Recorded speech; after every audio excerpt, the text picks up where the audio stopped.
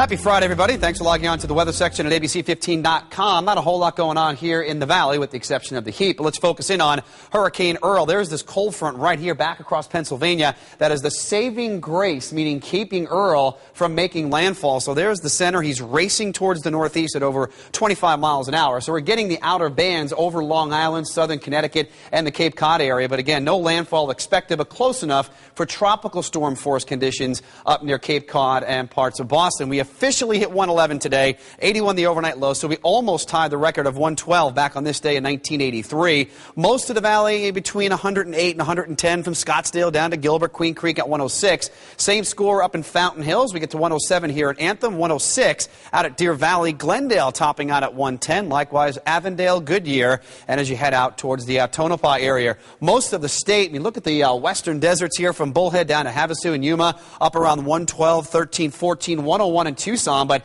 they got hammered with some severe storms not too long ago. They've got dropped temperatures almost 30 degrees there. A few isolated storms along the eastern rim. They'll try and make their way down into the deserts, but again, that brick wall, that very dry air mass sitting over the lower elevation, so it's going to be really tough to get some of these storms in here. High pressure drifting over Nevada right now. We've had a little bit of a wind shift to try and scoop up some of that moisture here from Old Mexico, but most of this dry air is sitting pretty nicely over Arizona, especially from Phoenix on east, and that's why best rain chances tonight and again tomorrow remaining in the higher terrain northeast and southeast of the valley. So it looks like tomorrow a repeat performance of today. Hot and mostly dry for the lower elevations. Best rain chances off to the east. And then Sunday we get this westerly flow in here. And guess what? That takes that monsoon moisture and puts it back down into Mexico. So not saying the monsoon is done, but it's really not looking very good here over the next couple of weeks. Temperatures today in the 60s in the Twin Cities, 85 in New York, got into the 80s in Boston, but you'll be in the 60s